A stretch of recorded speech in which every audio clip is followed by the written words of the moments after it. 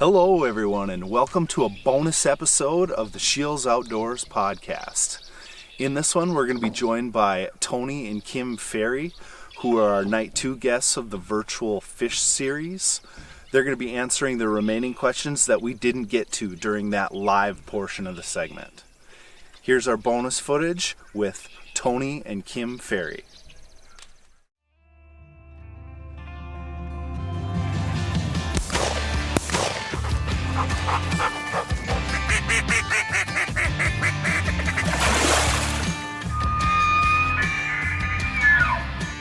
Welcome to the SCHEELS Outdoors Podcast, your source for information on hunting, fishing, and all of your outdoor passions.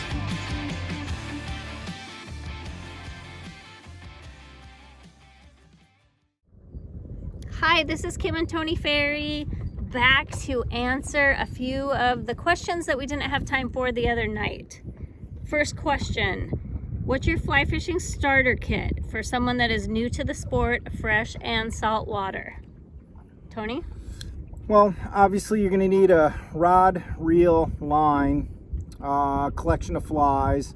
That's really the core fundamentals of the tackle game. A nipper is definitely important. Some sort of carrying vest or pack would be really good for at least the freshwater side of it. A lot of it determines if you're going to be fishing from a boat and or you're wade fishing. Clearly, if you're wade fishing, doing it by foot, and we're talking about cold water resources like trout creeks, probably need some waders, boots, things of that nature. I would also recommend a good pair of sunglasses, good hat, but you don't need to go crazy. As far as saltwater, good UPF protective clothing is certainly important. Again, a good hat and sunglasses. For freshwater, taking a step back here, just thinking about a rod, I think that maybe the most versatile rod for most people is going to be like a 5-weight or maybe an 8-weight for freshwater applications. 5-weight's very trout and panfish orientated. 8-weight would be more maybe smallmouth bass, maybe some steelhead, smaller salmon, certainly pike. But both largemouth and smallmouth, carp, things of that nature. Yeah, so that kind of covers, and then a good reel for saltwater in particular, just because those fish are strong. On the saltwater rod, I'd probably look at least an 8-weight. 9-weight's really versatile to do a lot of different things. You could bonefish with it. You could catch snook and redfish with it. You could certainly permit fish with it, and maybe baby tarpon. Those are. I don't know enough about striper fishing, like East Coast striper fishing, but I would think a 8 or a 9 would work pretty applicable there. Rod, reel, line, box of flies, sunglasses, hat. Protecting your eyes, always important. A couple of ancillary tools. Such as a line clipper, maybe a mitten clamp, or a good set of pliers, depending again whether you're smallmouth or pike fishing, if it's trout. And a way to carry it all. And a vest or a pack of some kind for hauling it around. Good. Hopefully that answers it. Next question, is it best to always work upstream? This would apply to trout fishing. Yeah. I know you have a strong opinion. I would say typically trout fishing, you should always be working upstream.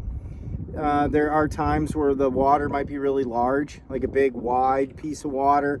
Then you can sort of work a diagonal, like a 45-degree downstream, and throw your flies, downstream at an angle. It allows for a longer drift without as much drag being put on the fly line, causing the flies to float funny. Upstream solves a lot of those problems. Certainly in trout, you're going to want to spend the majority of your time upstream. I think if you start getting into warm water fishery, you can go 90-degree angle, slight downstream, but upstream's usually you're moving into fresh fish all the time that way. Fish in general are going to fish or face themselves upstream. so the water goes through their gills. Next question, is the reel at all important or just a line holder? Well, when you're saltwater fishing, the reel is very important because the fish are so much stronger and you're going to need to use the reel to help control the fish. So that's where the drag comes in and becomes very important. Yeah, drag system in saltwater it's a legitimate concern. An inexpensive reel could blow up on one good saltwater fish. In particular, something like a bonefish or a permit, tarpon. Even a redfish, a hot redfish will peel a ton of line. And when your reel is cranked down and cranking away, puts a lot of pressure and stress into the gears and the mechanisms, what's under the hood, gets super hot. So investing, if you're saltwater fishing, an investment in a better quality reel is definitely worth it. For, I would say, generally panfish, trout fishing, a good middle of the road reel does a lot. Occasionally you're gonna fight fish from the reel, but I would say, maybe 70% of the time you're able to control the fish just with your hands and using tension with your finger.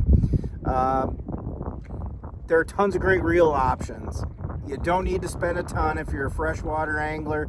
If you're a saltwater angler and that's what you're going to be doing, your first saltwater reel, maybe spend a little extra money and get a little bit better drag. It's worth it in the long run.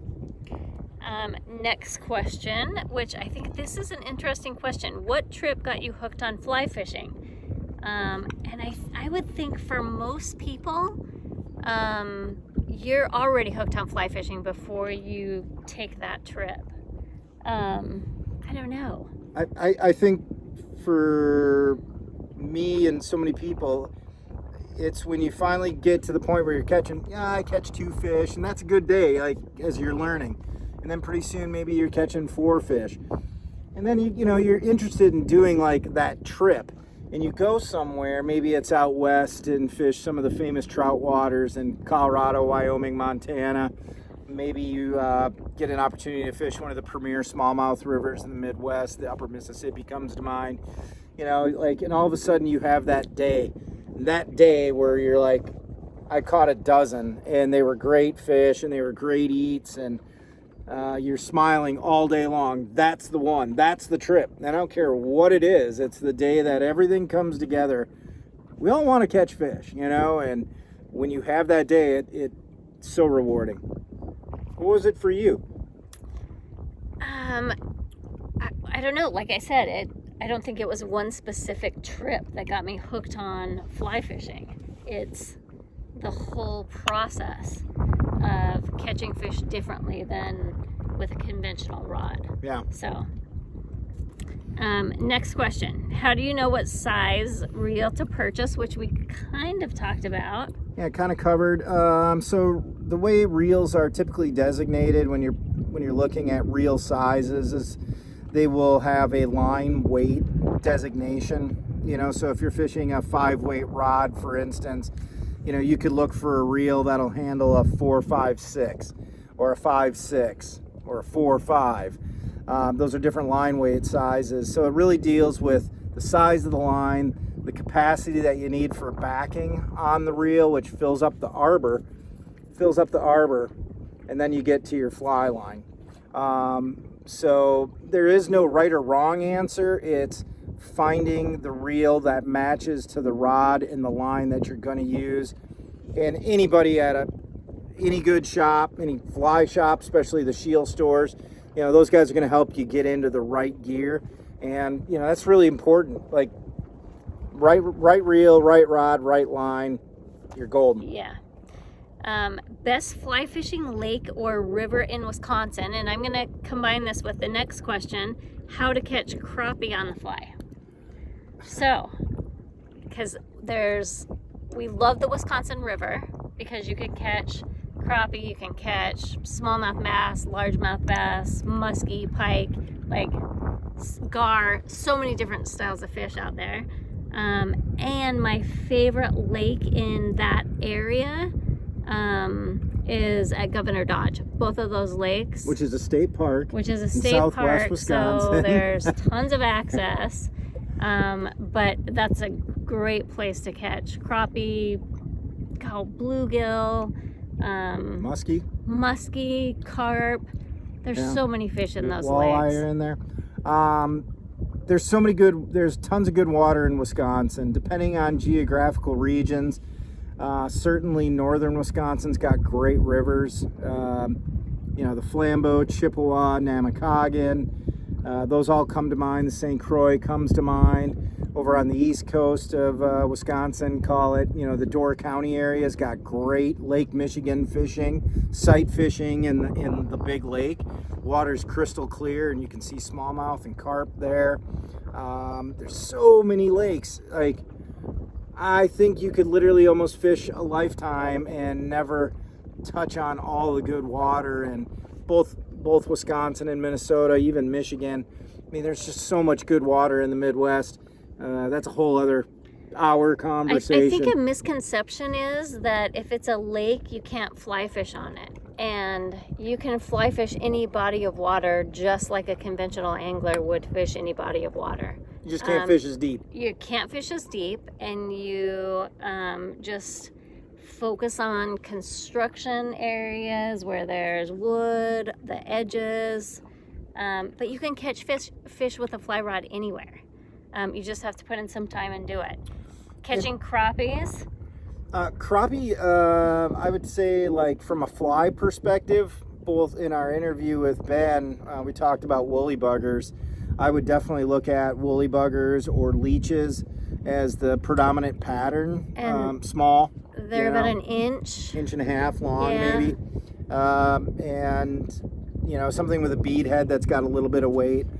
And you typically are going to find them, shorelines around structure or a weed line, or there's going to be something that'll attract them there. So if you find them with spinning gear and you have a fly rod with you, grab your fly rod. Absolutely grab your fly rod. Bring it along, throw on that woolly bugger, and start casting into that school of crappie. You will have so much fun. Yeah. It's just and if you catch one, fun. You will catch 10. Yeah. If there's a school, they're there. Yeah. Next question. Can you suggest a formula for tippet, leader, and fly? Okay, so leader, typically you're going to want to use some sort of tapered leader. Tapered leaders tend to they're thicker at where the fly line and the leader come together. And that really tries to give you a sense of power throughout the fly line into the leader as the line is turning over. Then as it gets down closer to the fly, it's tapering down to a thinner diameter. I personally like 9-foot leaders.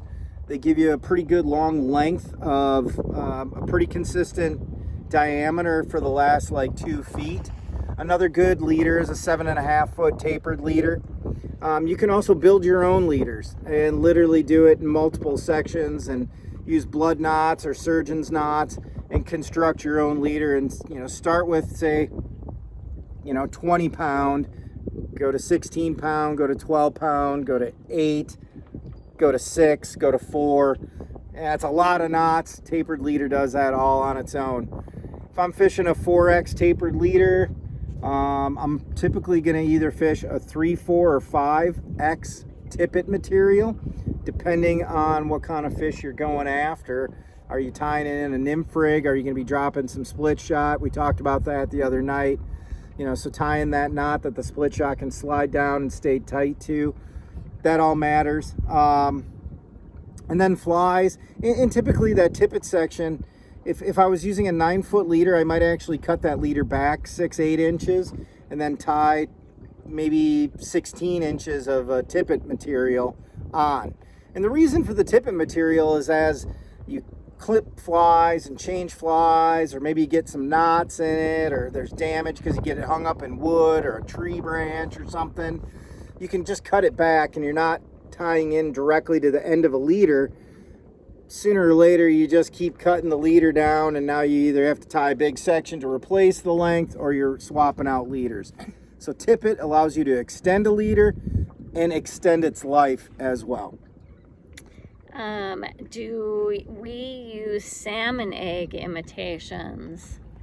I've been thinking about this one, and I'm not sure when we've used that last. In Alaska? Alaska, yeah. Yeah, there are times a year where you can certainly fish, egg patterns. Trout love them. They really do. And, you'll get steelhead to eat them. I've never really tried them out. I think you could probably even get carp on them. But that's maybe it. We've used them. Not my favorite way of doing it personally. And not often. Not often, but if you were to do just say for instance, you were thinking of doing a trip to Alaska in, say, September, when the big spawning runs are going on, that's typically the salmon are doing their thing and the trout are following in and they're eating those spawn eggs. It's a deadly way of, you can catch a ton of fish doing it. This is a great question. Favorite new innovative fly product? I'm not sure. For me, I think one of the coolest things that you're seeing these days is just innovation in the fly tying world. People coming up with some really creative new patterns to articulate flies, to give them more lifelike movement, different colorations, different materials. That has really been a changer in how successful people fish. You got to change flies, you got to try new stuff and see what's working until you find something. There are classics. Fly rods have continued to evolve, and the graphites and the high recovery rates and modern fly rods is amazing and can do a lot for you. I don't know necessarily that once you get to an accomplished level of fly casting, you could probably pick up a 20-year-old rod and cast it just as well. Therefore, just thinking about true innovation, in my mind, it's really about fly patterns and fly tying material and using different construction methods to create really cool, interesting new bugs. And this question ties right into that. Do you ever use conventional bass lures with fly gear? We do not. Tried it. I've tried fishing rubber frogs for bass, and it would require a much heavier weight rod in order to handle the weight of the majority of what I would call traditional, bass lures. They're just heavier than any fly. They're just heavier. And, typically if you're fishing for, largemouth or smallmouth bass, you might be using a 6 to an 8 weight rod. In order to really make those things cast comfortably, you're probably looking at a 10 weight rod. And that can be pretty tiring over the course of a day. That's a lot of casting with a heavier rod. It wouldn't be my first choice to use traditional, bass lure style product for throwing with a fly rod. Wait, time out for a minute. Let's just make sure, I don't know how everybody understands how the whole delivery of a fly works. We talked about fly lines the other night, and I think this is such an important thing because it ties to this question. When you're throwing flies, the flies themselves have some weight. It's the line that has the weight. And when you get the line moving, you're delivering a lot of energy through that line, and that's what allows the line to turn over and deliver the fly to where you want it to go. When you're using a heavier lure with not a heavy enough line, it creates a really janky comes to mind. It's just stop, start, stop, start. There's no clean transfer of power. You're fighting two different weights. But yeah, there just talks about the importance of understanding the mechanics of fly fishing. And this isn't the place to go and talk about fly casting, but when you're casting a fly, you're casting the line. The fly is attached to the end of a leader, attached to the line. So, please keep in mind, fly casting is about throwing the line at the target where the fly then turns over and delivers to where you want it to go. But all the weight is in the line, not necessarily in the flies. And there's a question farther down that we'll discuss that again. Next question is, favorite fly to use for bass or pike in May or June? My favorite fly for bass, smallmouth bass, in May and June and August is a popper. And they're the most classic style is called the boogle bug. I wish I had one to show you, but just do a search of a boogle bug, and they come in all different colors. I like the chartreuse color the best, and it works to catch so many different things, and it comes in all different sizes. So that's my favorite. I'm more of trying to mimic a bait fish pattern, so I'm going to use streamers, something that looks like the forage fish that bass and or pike are going to eat. I would say I think early season you can get away with all of it at any given time. I mean, they are fish after all, and they're going to do what they want to do. But if you get to the time of year where you're starting to see grasshoppers flying around, and you're starting to see dragonflies flying around, once those things are going, then you can fish stuff on top, in my opinion, more effectively. Just keep in mind, like so many times, fish are eating underwater. So I go that way, Kim goes another way. I like to see that surface eat, which is so exciting. The best way to put on a new leader without getting it tangled? That is a great question, and I've learned you be patient and unwrap it very carefully from the very beginning.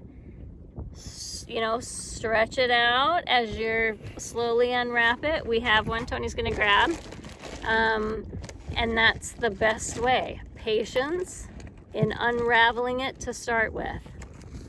And right. We'll show you just in case there's anyone out there who doesn't know. So this happens to be a bonefish leader, but and I'm not going to totally unpeel it, but a package leader is going to come wound around itself. And so what I think the best way of doing it is I put my fingers inside to keep it spread apart.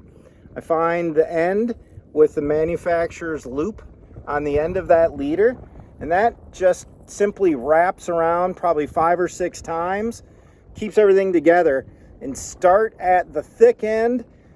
Keep your fingers inside. Once you get it free, then just unwind it, and then take a minute and stretch it, because it's been in a coil.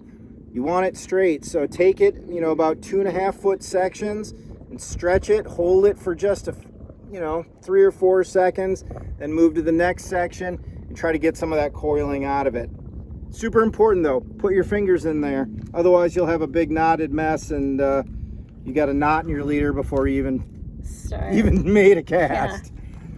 Yeah. How long of a leader to use in river versus lake or ocean? Oh man, I would say leaders typically are pretty consistent, whether, the biggest difference would be clarity of water. If you're fishing in really, really gin clear water, you're going to need to fish longer leaders, right? So if you're fishing really, really clear lake, I would say definitely, 8 to 10 feet long. But I would use that same formula in the salt water, and I would use that same formula in rivers.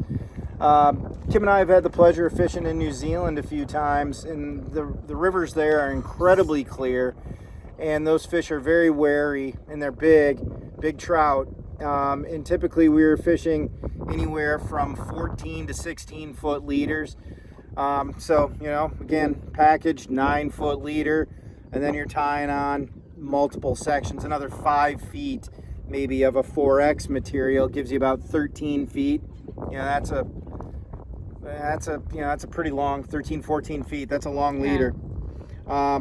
So typically water clarity will determine if you've got sort of not the clearest water. You can get away with 8 feet, 9 feet pretty effectively. This is a great question. Why do women have better luck fishing than men? I think we kind of talked about this the other night. no kidding, we're more patient typically and don't put, I think, so much stress or pressure on ourselves necessarily to like outfish anyone. But it's the patience. Tony? Like, that's the biggest thing, I think. We're more patient. 100%. I would say patience is the best thing that Kim has over me. Like, she's much more relaxed typically than I am. I don't know what that is. It's competitive maybe, but she's just mellow. And it seems like so many women anglers that I've met they're just more mellow. Not to say that they don't get excited, they do, but I think that makes a big difference in Patience. success. Yeah. Let's see. Any fitness routine? Yeah, any fitness routines to prepare for casting all day? Cast. If you're handy with a hammer, or maybe you got a project that requires pounding a bunch of nails, that would be a great way to build some muscle memory in both your wrist and forearm, because that tends to be where most of the work is taking place as you're fly casting.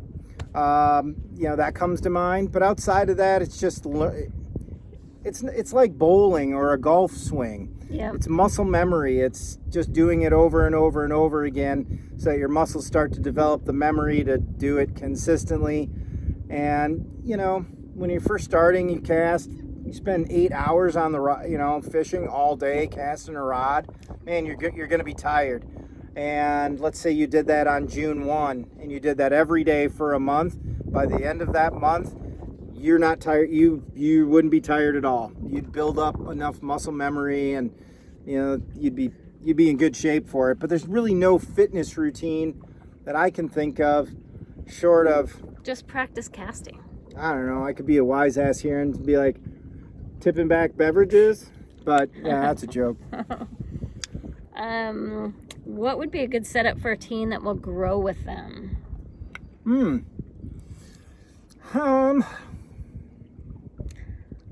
If we're talking about like the tackle side of it, again, depending on where you are and what kind of water you're going to be fishing. If we're talking about a lake, I'd look at a 5-weight or a 6-weight, maybe a 6-weight, because it's a pretty versatile rod. You could fish trout for it, but you could certainly do all the pan fishing and bass fishing. Yeah.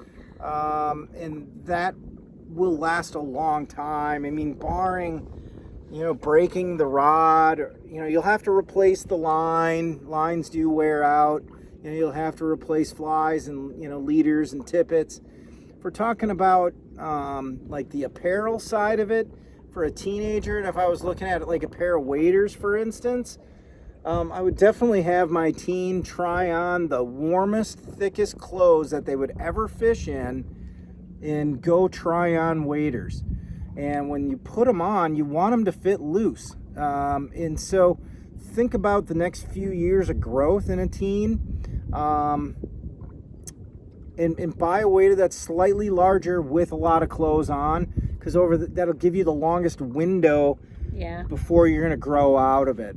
And probably if you're talking about a 13-year-old, you might be able to get 3 years maybe out of a pair of waders and a pair of boots, but buy it all larger. You can always add stuff to take up space.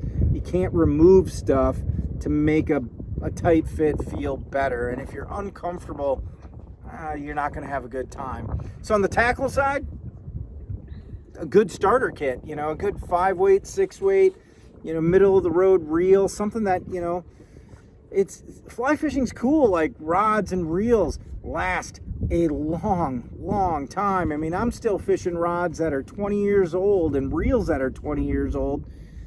Are they as nice as the brand new stuff that we get? Yes and no. In some cases they're better. In many cases, maybe not. But point being is the stuff lasts a long time. Yeah, and like kids grow fast, so just have them wear extra clothes, try it on, just like Tony said. It's a difficult time. replacing or buying kids apparel, especially. How many pieces are best in a rod? Do you go for the least number of pieces in any given length? So there's really, in modern fly rod manufacturing, most part it's really limited to two options, either a 4-piece or a 2-piece. For my dollar and for, I think, the ease of getting around with a rod from my car to the house to the river, vice versa, all those areas, I would typically say a 4-piece rod. The way they build them nowadays they're just so well built, and they're designed to be built in multiple sections.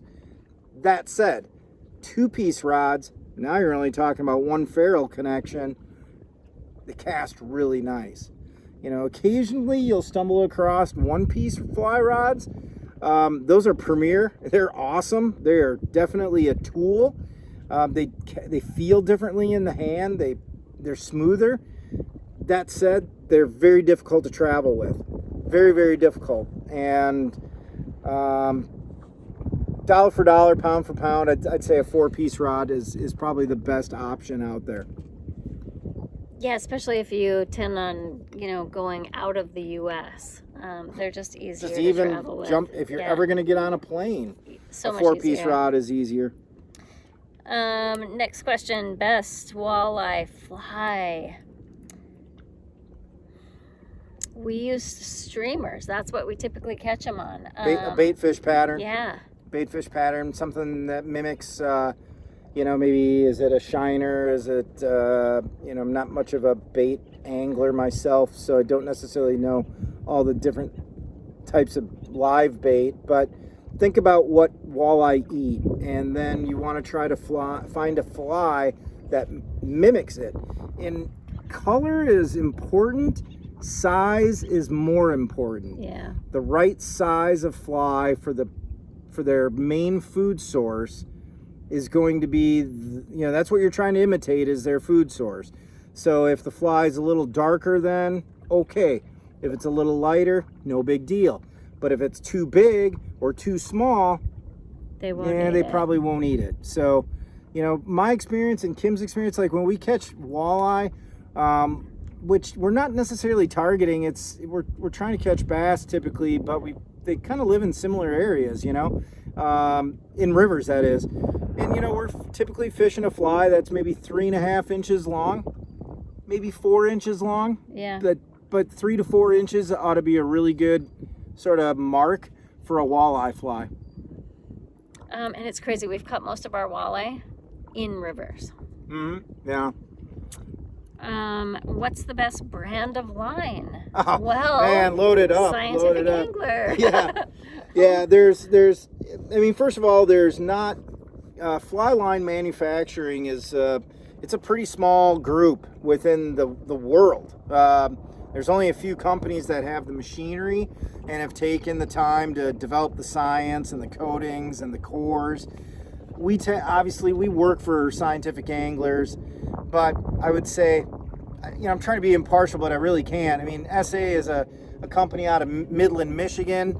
It's ran by anglers. It's by people who love fishing. That's going to be true of anybody, but they really spend a lot of time. Scientific Anglers, they have engineers there that are always working on durability, slickness in the line, the ability for the line to stay clean, just long lasting.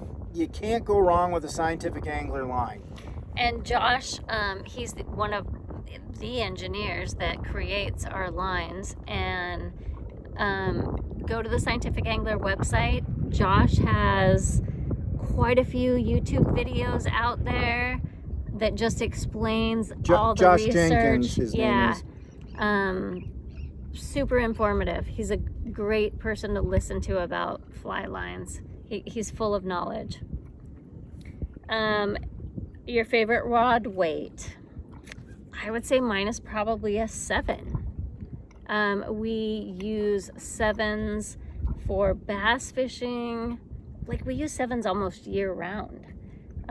We go up a size or more than one size when we're musky fishing, but we use 7s for bass, and most of the lakes, unless we're specifically targeting bluegill, then we'll drop way down. It's like a 4-weight. Yeah.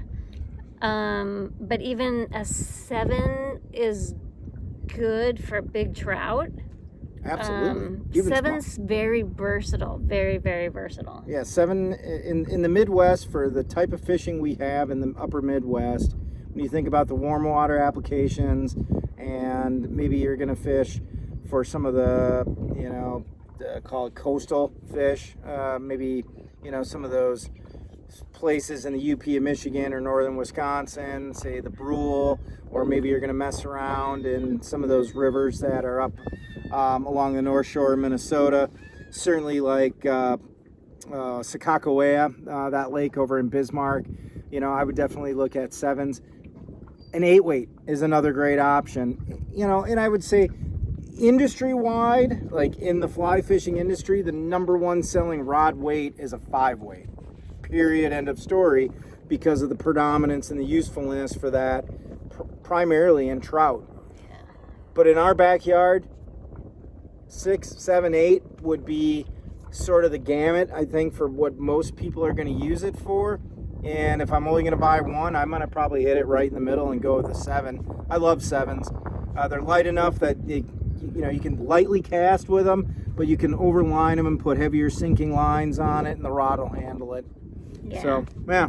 That's all the questions. Hopefully we were able to answer everyone's questions. Always remember, you can go into any of your local SCHEELS stores and their personnel will help you figure out what you need. Absolutely. Thank you very much for tuning in. Hopefully everybody learned a little something. We're going to get back to fishing. We're going to go back. We're trying to catch some fish here today. So I hope you guys all have a great day. Thanks for tuning in. Thank you.